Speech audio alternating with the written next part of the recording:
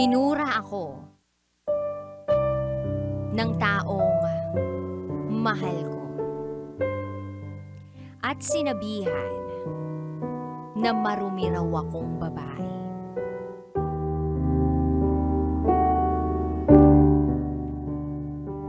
Hi DJ Rocky. Lagi akong nakikinig sa mga secret file mo. I love you. I love your voice. And I love your program. Hindi ako mahilig sa ganito. I don't usually write or publicize my story or my life. Nakukornihan ako dati. But since I cannot contain this anymore, gusto kong i-share sa'yo at sa iba ang story ko. My F-up life actually.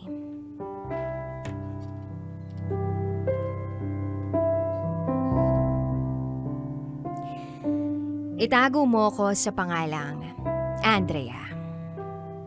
And this is my secret file. I came from a may kayang family. And because I was just an only child, I could easily get what I wanted. Hindi ko na kailangan pang magsabi ng 2 beses, ibibigay nila ang mga gusto ko. Maybe that was the only way they knew how to show their love for me. My mom is a nurse in Canada, while my dad is a construction foreman in Middle East. 3 months old pa lang ako nung iniwan nila ako sa poder ng lola ko. Oo. Sabihin na natin nagbabakasyon sila pero saglitan lang. It took them 6 to 8 years to come home. Hindi rin nila masyadong natatawagan ang isang katulad ko dahil magkaibang oras.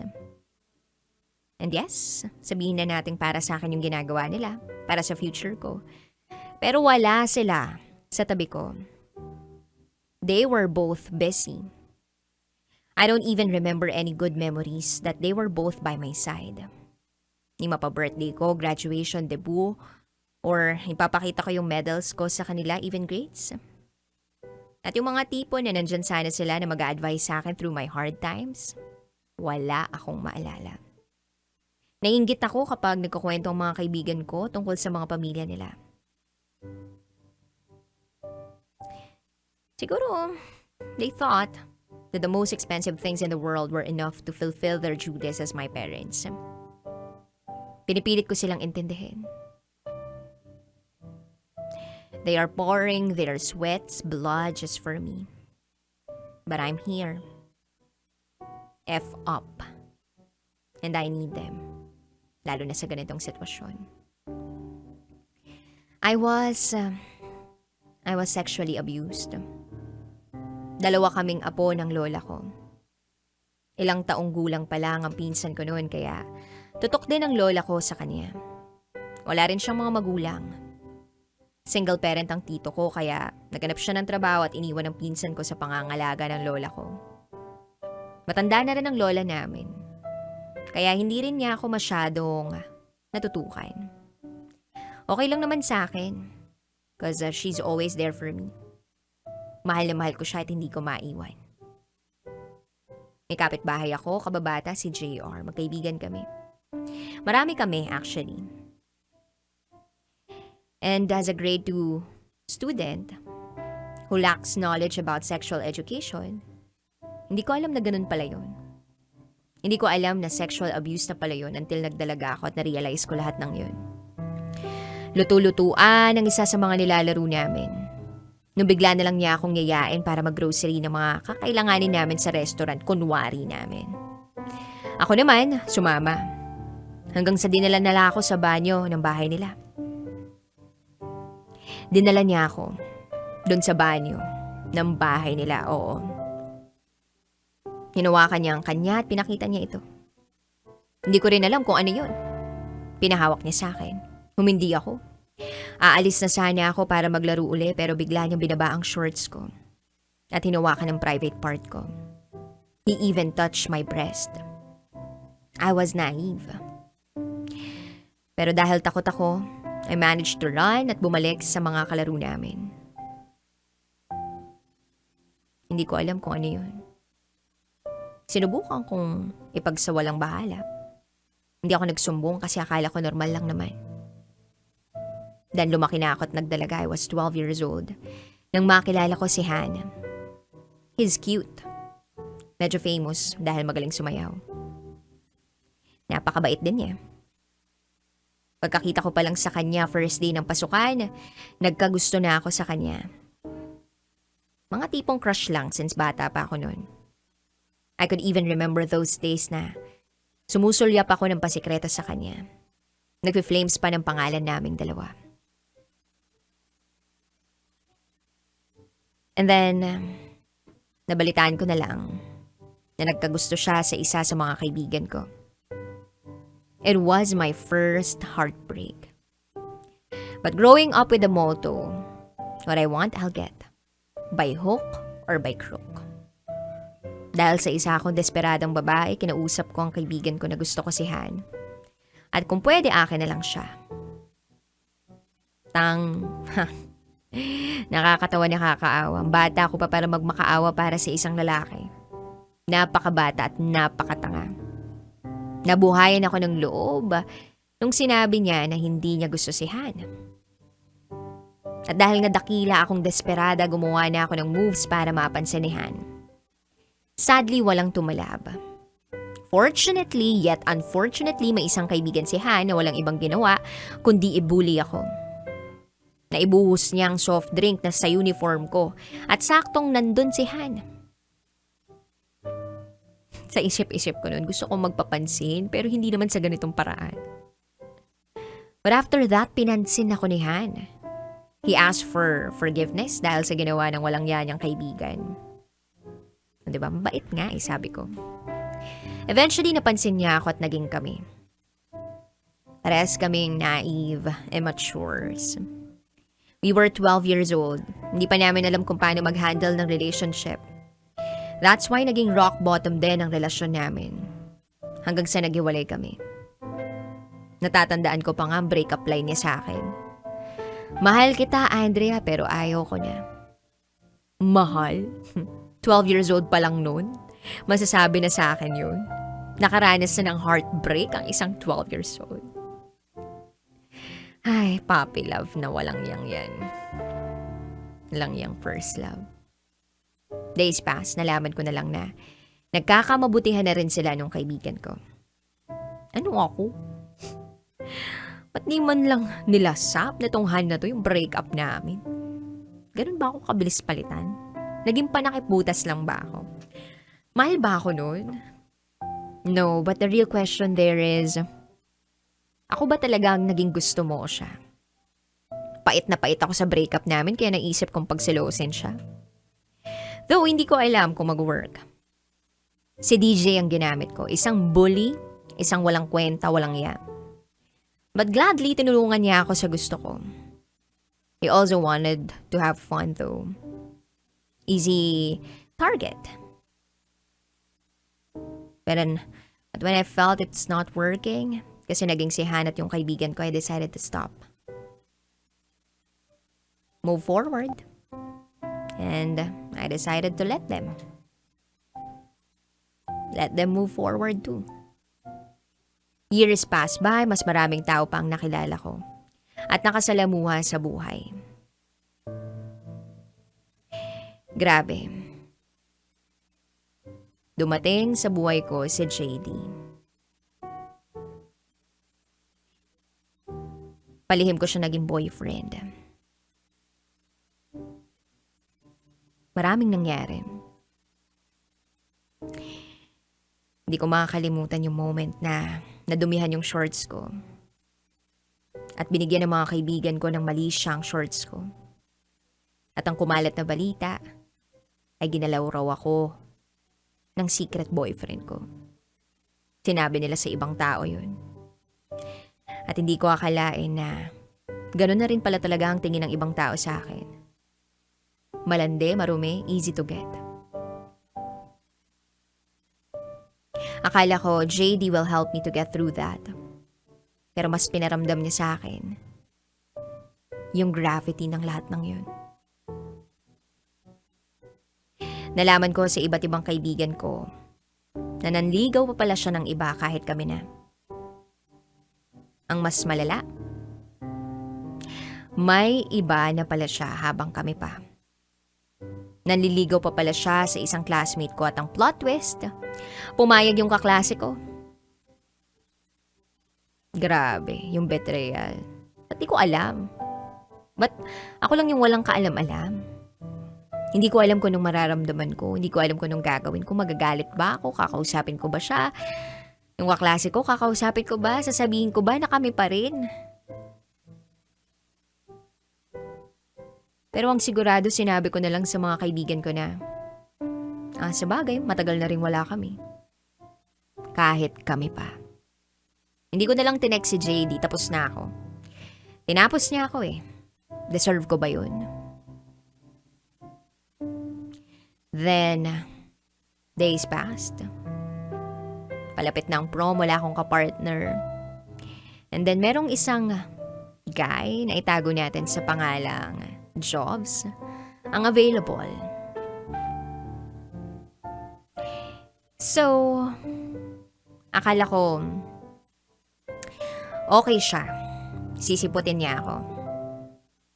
Pero napakawalang niya niya. Kasi nag-absent siya. So, nung prom, ang naging partner ko tuloy ay si Han. He has grown so much. Mas naging matangkad pa siya. Lalong gumwapo. Nalaman kong wala na sila ng kaibigan ko. And unexpected, tinraidor ako ng feelings ko. Paunti-unti nahuhulog na naman ako sa kanya. Hindi ko alam kung nahulog uli ako sa kanya o mahal ko pa rin siya. Kahit lumipas na ang panahon. But it doesn't matter anymore. Basta, gusto ko siya. Natapos ang prom, nagkamabutihan kami, at alam mo yung feeling na sobrang saya. Sabi ko pa nga kay Han, jokingly, bumabalik yung feeling ko. Hindi nagtagal, nanligaw ulit sa akin si Han. Pero parang may mali. May mali talaga eh. Iniisip niya yung sasabihin ng ibang tao sa amin. Hindi ko nagigets kung bakit kailangan niyang isipin ng ibang tao. May mali ba sa akin? Hindi ba ang importante wala kami natatapakang tao? Pero hindi lang pala mali. Talagang mali pala. Kasi may gusto pala siyang ligawan. Hindi ko alam kung anong mararamdaman ko. Pero dahil tanga na naman ako, pumayag ako na maging option B niya.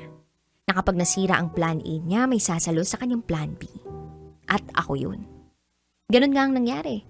Nagplan ang A niya, kaya pumunta siya sa B niya.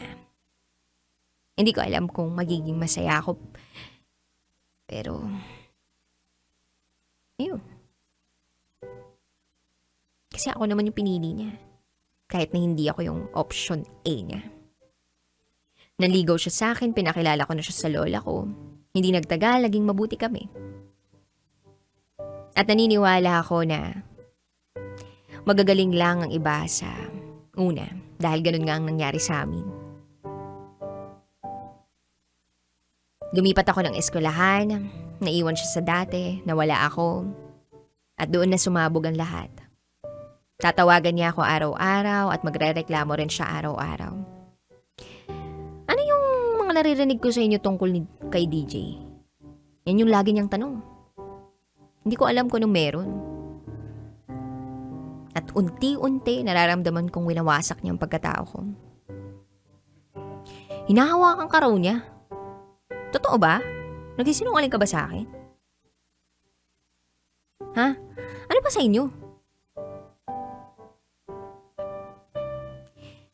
Nakuha ka na pala niya.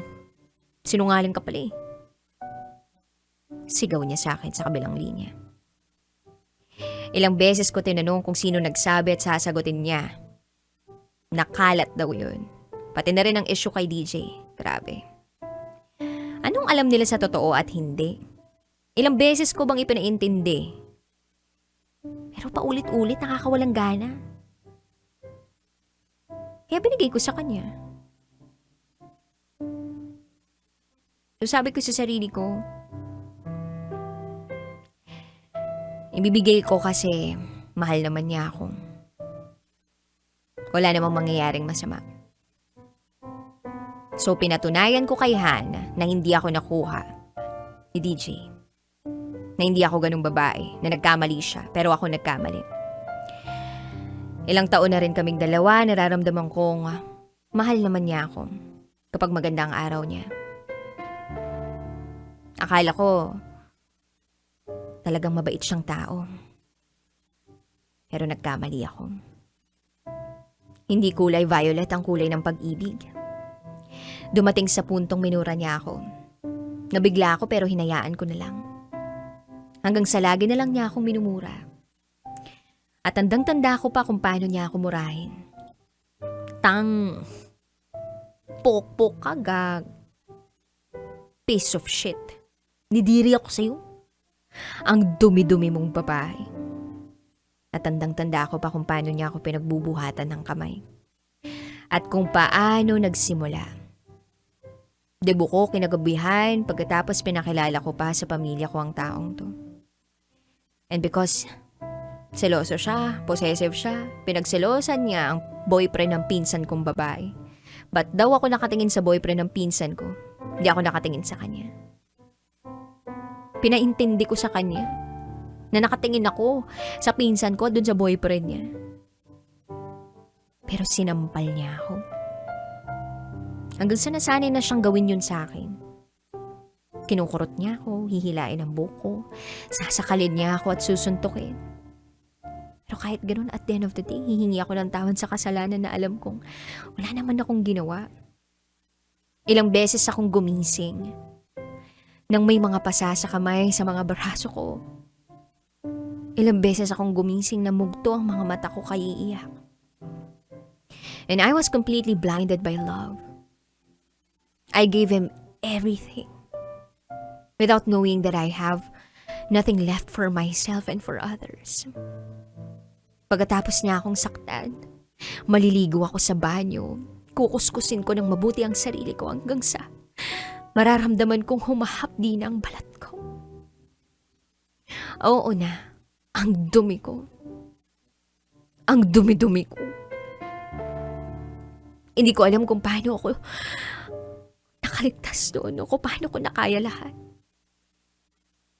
Simula sa walang yang sexual abuse na yun hanggang kay Han. Ang dumi ko. It hurts like nothing I'd ever felt before. And I was humiliated beyond belief. Nagmahal ako. Nagmahal lang naman ako, pero bakit? Alam kong kasama ang sakit sa bawat pagmamahal, pero hindi ko inaakala na ganun kasakit. Kahit masakit, iniisip ko pa rin na mas makabubuti sa akin. Kasi alam ko, hindi niya ako pababayaan. Iniisip niya lang ako. Kasi sabi niya mahal na mahal niya ako eh. Hindi ko deserve to. I know. I'm desperate. Pero hindi ko deserve lahat ng to. I was depressed. Lumapit ako sa iba't ibang tao, pero walang naniniwala. I feel like I'm walking alone in the dark side of the earth. And being alone makes you realize a lot of shits. Hinanapan ko ng magandang dahilan yung mga bagay na hindi ko maintindihan. Pero pagod na ako. I've been saying pagod na ako every single day. At lumalaban na lang ako. Dahil wala akong choice. Pero this time, pagod na ako. I just wanna become a distant memory.